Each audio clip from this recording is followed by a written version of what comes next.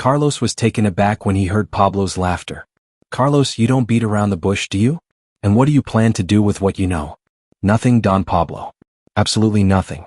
I just wanted you to be aware that I know, so there's no room for deception between us." "Interesting. And why tell me this now?" Carlos had replayed that part of the conversation in his mind for hours. "Because I want to make my position very clear from the beginning. I'm deeply grateful for your generosity toward my family, and yes, we will accept your support so Sebastián can continue his studies. But I also need you to understand that I am an honest man, I make my living as a mechanic, and I have never been involved in illegal activities, nor do I intend to. So you're setting conditions for me, Carlos?" "No, sir. I'm simply being completely honest about who I am, so you can decide whether you still wish to help us." Pablo remained silent for a few moments. When he spoke again, his voice had changed. There was a note of respect that hadn't been there before. "Carlos, would you have a moment to meet with me in person?" Carlos felt a chill run down his spine but kept his voice steady. "Yes, sir." "When and where?" "This afternoon at 5. Do you know the Barefoot Park?" "Yes, sir." "Meet me there. And come alone." When he hung up, Carlos stood with the phone in his hand, staring at it for several minutes. He had crossed a line from which there was no turning back. Now he had to face the most feared man in the country and explain why an ordinary mechanic had chosen to be completely honest with him. The rest of the day passed as if wrapped in a haze. Carlos tried to keep working but he couldn't focus. Maria Elena came home from work earlier than usual, and the moment she saw him, she knew something was wrong. "What happened?" "I spoke with him. I told him I know who he is." Maria Elena's face fell. "And what did he say?" "He wants to meet me this afternoon." "Carlos, don't go, I beg you." "I have to, Maria Elena. If I don't go, he'll think I'm afraid of him, and that could be worse." She hugged him tightly. "And if you don't come back?" "I'll come back. I have to." At exactly 4:30, Carlos put on his best shirt and headed to the park. The fact that it was a public space gave him a small measure of comfort, though he knew perfectly well that if Pablo Escobar wanted to harm him, the place wouldn't make a difference. He arrived right on time at 5. The park had a moderate crowd, children running, couples strolling, street vendors calling out their offers. Carlos sat on one of the benches and waited, feeling his heart pounding so hard he thought others might hear it. At 5:10 he spotted Pablo approaching. He was alone, wearing casual clothes, jeans and a polo shirt. He looked like just another visitor, but Carlos noticed several men, seemingly scattered, positioned strategically around the area. Pablo sat down next to him. "You were punctual, Carlos. I like that." "I always try to be on time, Don Pablo." "Tell me, why did you choose to tell me you know who I am?" "Most people prefer to act as if they didn't." Carlos had thought about that question a lot. "Because I don't know how to pretend, Don Pablo. And because if we're going to have any kind of connection, even if it's just for my son's education, I'd rather it be based on the truth." Pablo nodded slowly. "And you're not afraid to be sitting here talking to me?" "Yes, of course I'm afraid. But I was even more terrified of living with that constant doubt. I'm going to be completely honest with you, Carlos. I never involve innocent families in my business. The offer I made regarding your son is legitimate. There are no tricks or hidden strings attached. Sebastián will attend an excellent school, have access to a quality education, and when he graduates he will be free to choose his own path. And you don't expect anything in return?" "Nothing, Carlos. Absolutely nothing. Well, maybe one thing." Carlos felt a knot form in his stomach. "If anyone ever asks you about me, I just hope you remember that I treated you and your family with respect. Nothing more." Carlos could hardly believe what he was hearing. "Just that? Just that?" "Look, Carlos, I grew up in a neighborhood like yours. I know what it's like to struggle to get ahead. I know what it means to want the best for your loved ones. When I see a man like you, who acts with integrity even when everything seems uphill, it reminds me of my own father." Pablo stood up. "Sebastián will start classes in February. Roberto Mendoza will handle all the details. And Carlos?" "Yes, sir. Thank you for your honesty. In my world, that's something very rare." Pablo walked away and Carlos remained seated for quite a while, trying to process what had just happened. He had been expecting threats, conditions, even violence. Instead, he had found something he never imagined: understanding. When he returned home, Maria Elena was waiting at the door, tears in her eyes. "How did it go?" "Better than I ever imagined. Much better." That night, as they shared dinner, Sebastián spoke to them about his plans for the new school. He wanted to study hard, learn English, and someday become an engineer, just as he had always dreamed. Carlos listened to him, feeling a mix of pride and awe. In just a matter of weeks, his life had taken a turn he could never have foreseen. He had come face to face with the most feared man in the country, had witnessed his most human side, confronted his own fears, and now his son would have opportunities he never had. But Carlos was also aware that this story was just beginning. He had accepted stepping, even if only tangentially, into Pablo Escobar's world. And in that world things were rarely what they seemed. What Carlos didn't know yet was that, in the months to come, his connection with Pablo Escobar would deepen in ways he never could have imagined, and that the decisions he made to protect his family would lead him to face intense and dangerous situations like never before. Just as Carlos discovered that honesty can open unexpected doors, even with someone as feared as Pablo Escobar, we too want to be honest with you. We need your support to keep sharing powerful stories like this one. If this story has captivated you as much as we hope, we warmly invite you to subscribe to our channel. Every time someone subscribes, it gives us the boost we need to keep researching and sharing stories like Carlos's, tales that reveal the complexities of human nature.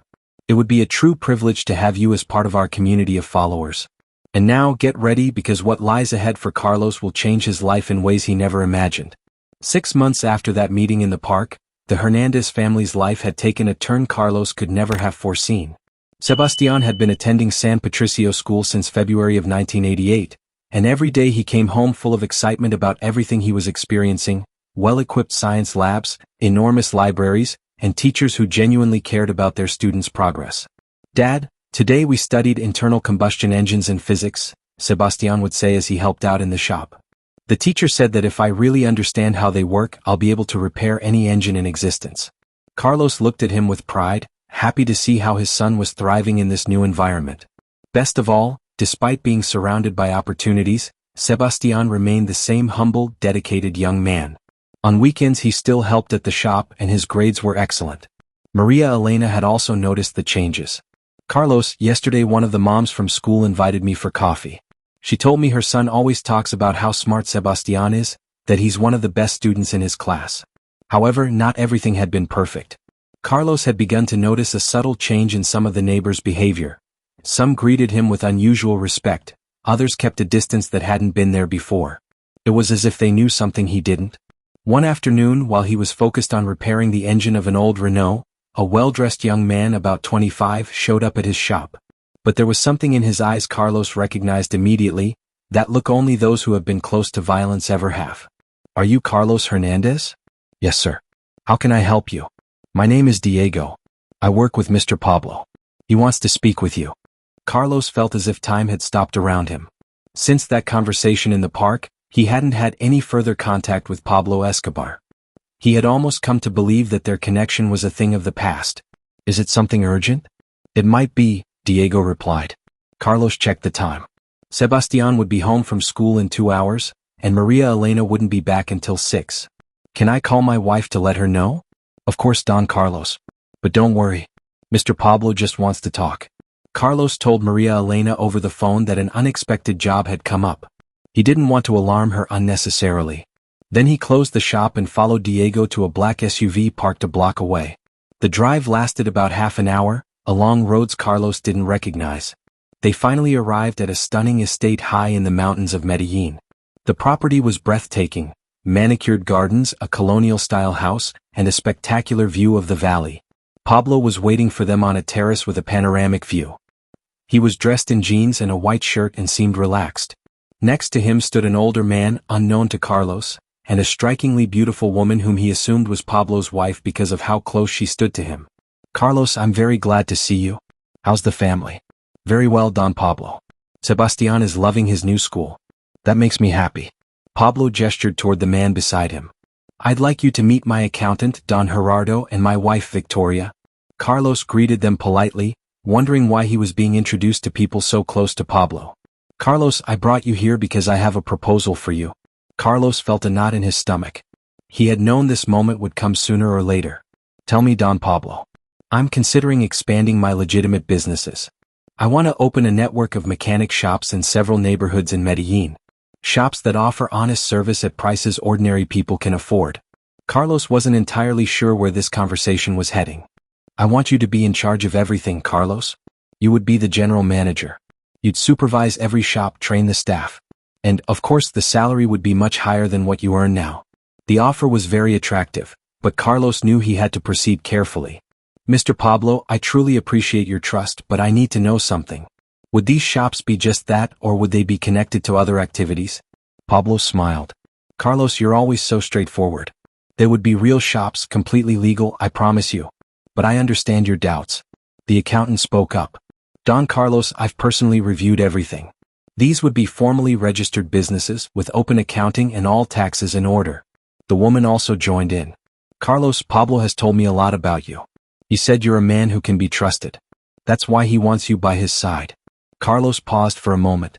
The offer was tempting, but it also meant getting even closer to Pablo's world, no matter how legal it seemed. May I ask you a personal question, Mr. Pablo? Of course. Why are you so interested in having legitimate businesses? Pablo turned his gaze to the horizon and answered calmly. Carlos, I have children too. And I know this war I'm involved in will end one way or another someday. I want to leave them a legacy they can be proud of. I want people to remember that I also did good things. That answer surprised Carlos with its sincerity. And if I accept, what happens if one day the authorities start investigating? The shops will be completely separate from anything else. You'll have all the proper documentation, and Don Gerardo will make sure everything stays within the law. Carlos knew this opportunity could change his family's future. The salary Pablo was offering was what he would earn in a decade on his own. Can I think about it? Of course, take as much time as you need. On the way back, Carlos couldn't get the proposal out of his mind. When he arrived home, Sebastian was already doing his homework at the kitchen table. How was school today, son? Super good, Dad. The math teacher said next year we can start learning calculus if we want. And in PE we're learning how to play tennis. Carlos hugged him, deeply moved. He thought about everything his son could achieve if he accepted the offer. But he also thought about everything he could be risking.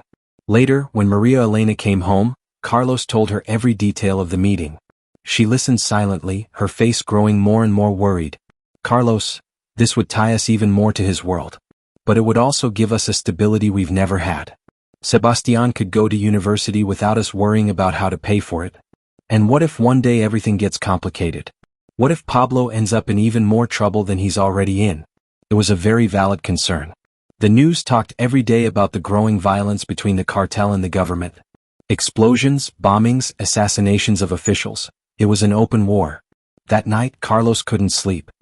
He went out to the small backyard of his house and looked at the lights of Medellin, stretching like a sea of stars over the valley. Each light represented a home, a family. And he knew that many of those families were facing decisions just as difficult as his own. The next day, Carlos made a decision that even surprised himself. He dialed the number Diego had given him. Diego, this is Carlos. May I speak with Mr. Pablo? Of course, Don Carlos. Please hold. When Pablo answered the call, Carlos got straight to the point. Mr. Pablo, I've been thinking about your proposal. I've decided to accept it, but under certain conditions.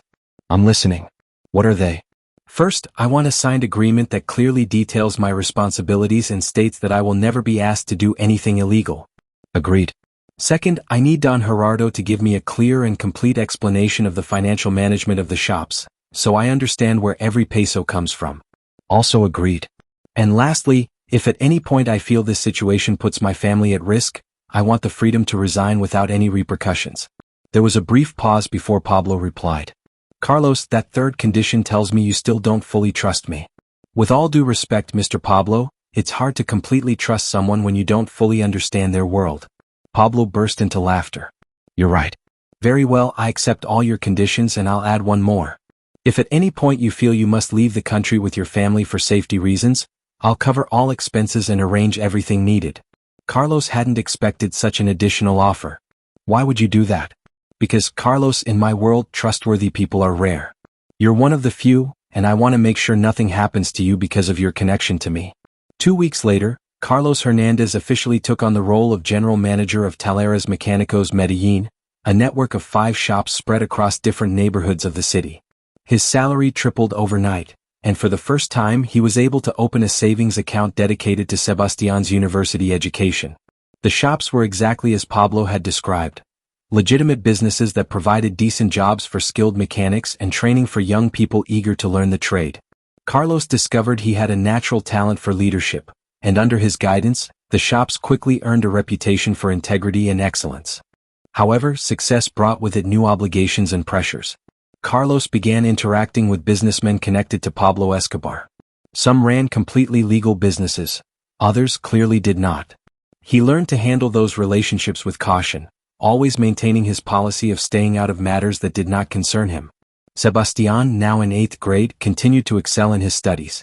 His teachers mentioned the possibility that he might earn a scholarship to study engineering at a prestigious university. Maria Elena, for her part, had left her job at the textile factory and was now attending night classes in accounting with the intention of helping manage the shops.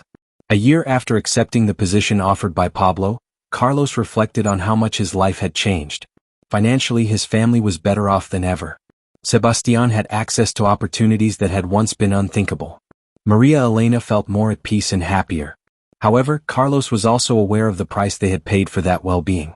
He had stepped into a world where conventional rules often did not apply, where every move had to be carefully calculated, and where the line between legal and illegal could easily blur. One night, while they were having dinner, Sebastián asked a question that Carlos had anticipated but dreaded hearing. "Dad, is it true that the man who pays for my school is Pablo Escobar?" Carlos felt his heart stop. Alarmed, Maria Elena put down her fork and looked at him with concern. "Who told you that, son?" "Some classmates were saying that their parents mentioned you know Pablo Escobar." Carlos knew this moment would come sooner or later. Sebastián was far too smart not to put the pieces together. "Come here, Sebastián, sit down. It's time we talk about this like adults." For an hour, Carlos told his son as honestly as he could, how he had met Pablo Escobar and the reasons that led him to accept his support. "But Dad, he's not a good person, right? On the news they say he's killed a lot of people." "Sebastián, I've come to understand that people can be very complex. Pablo Escobar has committed terrible acts, yes, but he has also shown generosity toward our family. I can't give you a logical explanation for that contradiction. I can only tell you that I have always tried to be transparent with him, and he has done the same with me. And is that okay?" Carlos took a moment before answering. "I'm not sure if it's right or wrong, son. I just know that I did what I believed was best for our family at the time. One day, when you're older, you too will have to make difficult decisions from a moral standpoint. And when that happens, I want you to remember that the most important thing is to act with integrity and take care of the people you love." Sebastián nodded seriously. "Dad, when I grow up, will I have to work with him too?" "No, Sebastián, never. You will have the education and the tools to choose your own path. That's exactly why I accepted his help." That night, after Sebastián went to bed, Carlos and Maria Elena stayed up talking about what the future might hold. They both knew that violence in Medellín was escalating and that even though their connection to Escobar was indirect, it still placed them in a dangerous position. "Carlos," said Maria Elena, "I think we should start saving money in case we ever need to leave the country." "I've already started," he replied. "I'm also looking into options so Sebastián can finish high school in another country if it ever becomes necessary." 2 years later, in December 1993, Carlos was in his office reviewing the accounting records of the workshops when Diego arrived with news that would change everything. "Don Carlos, Mr. Pablo is dead. They killed him this afternoon in the Los Olivos neighborhood." Carlos felt as though the ground had been ripped out from under him. As complicated as his relationship with Escobar had been, for 5 years the man had always kept his word. He never asked him to do anything illegal, never put his family in danger, and honored every one of his commitments. "And what happens to the workshops now?" Carlos asked. "Don Gerardo says everything will remain the same. The workshops are yours now, Don Carlos. Mr. Pablo left instructions that if anything ever happened to him, you would inherit everything." Carlos could hardly believe what he was hearing. Pablo Escobar had left him an inheritance, a thriving network of workshops valued at millions of pesos. That night, as the news confirmed the death of the most infamous drug lord on the planet, Carlos sat in deep thought, reflecting on the most extraordinary 5 years of his life. He had known a man capable of both ruthless violence and boundless generosity. He had navigated a tangled moral universe, where doing the right thing was not always clear. He had managed to secure his family's well-being, but that achievement came with the burden of living with secrets and moral gray areas. Sebastián, now 17, was about to graduate high school with honors and had received scholarship offers from 3 prestigious universities. Maria Elena, for her part, had become a skilled accountant, managing the workshop's finances with great expertise. "Dad," Sebastián said that night, "I know Mr. Pablo did terrible things, but I also understand that without his help, I wouldn't have all the opportunities one have today." "What truly matters, son," Carlos replied, is what you choose to do with those opportunities. Your education, your future, all of that belongs to you now. From this point on, every choice you make will be yours alone. Carlos understood that his chapter with Pablo Escobar had come to an end. However, he also knew that the lessons from that chapter, about ethics, resilience, and the sacrifices one sometimes has to make to protect those they love, would stay with him forever. As the years passed, when Sebastián had become a successful and respected engineer, he often thought about his father's story.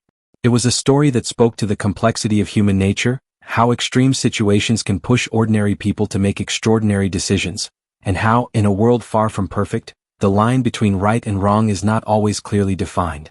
But above all, it was the story of a father who did everything in his power to ensure his son had a better future, no matter how difficult or questionable the path to get there had been. Now that you know the full story between Carlos and Pablo Escobar, we want to leave you with the same questions that we haven't been able to get out of our minds. Do you think Carlos did the right thing? Would you have accepted Pablo Escobar's support to secure your child's education?